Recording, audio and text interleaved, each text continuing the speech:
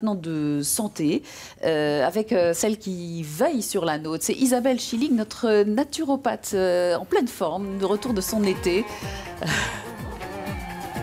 Voilà, Isabelle qu'on accueille sur ce plateau sur, je crois que c'est Marseille, hein, que j'ai adoré. Voilà, j'ai adoré.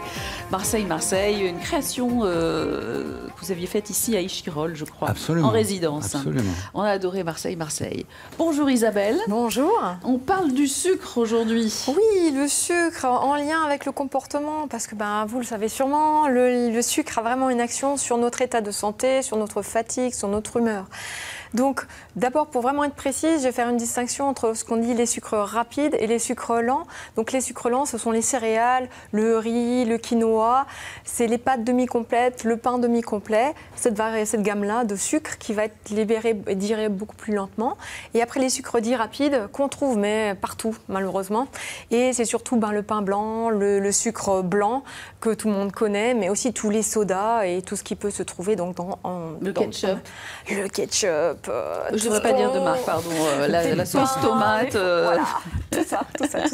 Et ça, le problème, en fait, c'est que quand on va manger des sucres rapides, qu'est-ce que ça va faire dans l'organisme? Ça va faire monter trop le taux de sucre. Et après, l'organisme, pour compenser, ça va descendre trop bas. Et là, quand on est là, on n'est pas bien du tout. Niveau concentration, on n'arrive plus. On a faim. On est irritable. Regardez, ça peut vous arriver peut-être à vous aussi. Vous terminez le travail, vous passez devant une boulangerie. Oh, vite, il faut que je prenne un chausson aux pommes, il faut que je mange quelque chose parce que j'ai trop faim. Et tant que j'ai rien pris, ça ne va pas. Ou que je prenne un café. Ou regardez, si vous allez chercher vos enfants en fin de journée, vous les récupérez, ils sont en crise émotionnelle. Par contre, le fait de leur donner un goûter, pas trop sucré si on peut, ça va vraiment les apaiser. Et après, on est de nouveau ouvert à la discussion.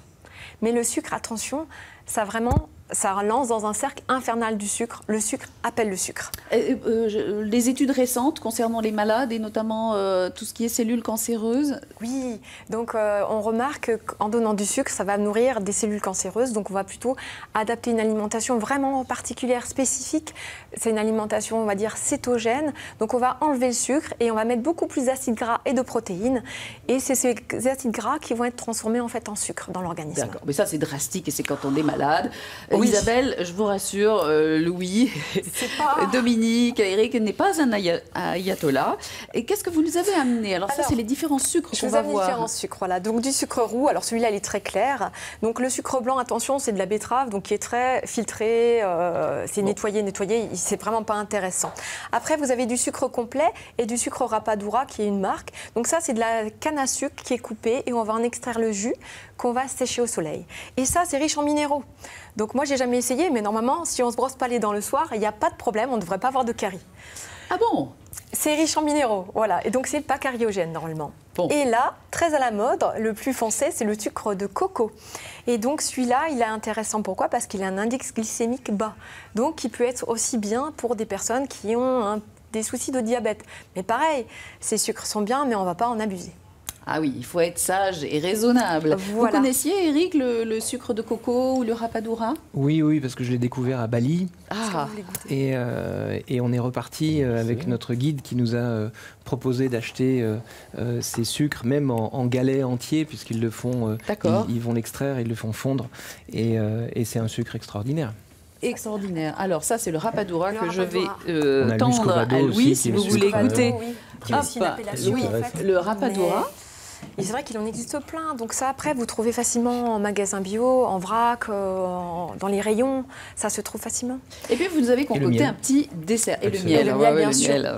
Et je vous ai concocté un petit dessert qui, pareil aussi, est en lien avec le mental. Pourquoi? Parce que souvent, quand on va dire j'aime pas des légumes, la courgette, voilà, on va dire non, je veux pas manger de courgette.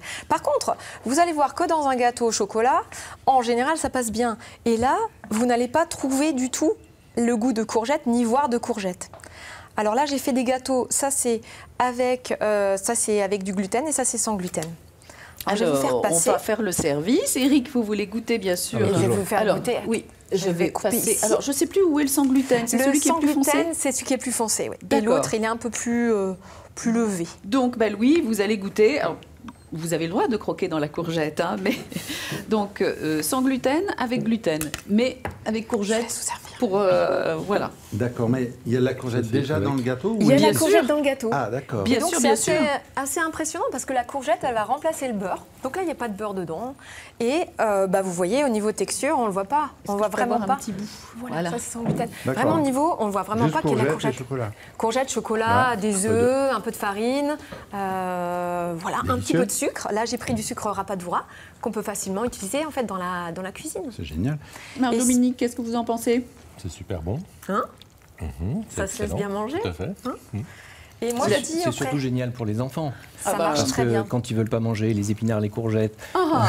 Vous voulez dire que c'est les légumes qui avancent, masqués, planqués. Voilà, et comme ça, c'est fabuleux parce que là, ils peuvent que se jeter dessus. Ah oui, et ça marche. Je peux vous dire pour les enfants. Délicieux. Mais blague à part, on sent pas du tout la courgette. Vous la sentez? Non. On sent pas, il y a on une voit texture vachement agréable en fait. Voilà, tout le monde s'est demandé toute la semaine à quoi allaient ressembler les muffins choco-courgettes d'Isabelle. Écoutez, je peux vous dire. C'est moelleux, c'est délicieux. Alors moi j'ai le sans gluten, c'est très très bien. Ah oui, ça peut vraiment se faire dans les deux versions. Enfin, on peut faire avec différentes farines. Dominique, très important la nourriture dans votre parcours de vie. Quand on est en pleine conscience, c'est important de soigner aussi. Le premier exercice qui est pratiqué depuis très longtemps pour faire aborder la pleine conscience, c'est un exercice, l'exercice traditionnel du grain de raisin, qui pourrait très bien être fait avec un gâteau, pour lequel on va passer beaucoup de temps à l'observer à travers tous nos sens. Le toucher, l'odorat, la vue, l'ouïe, on va essayer par tous les sens de capter le plus possible. Donc oui, très important. Mais presque, tout à l'heure, quand la musique est présente, il y a quelque chose de similaire pour moi, dont je trouve qu'on a perdu un petit peu l'accès, c'est notre capacité à nous laisser toucher. Comment nous laisser toucher, y compris physiquement.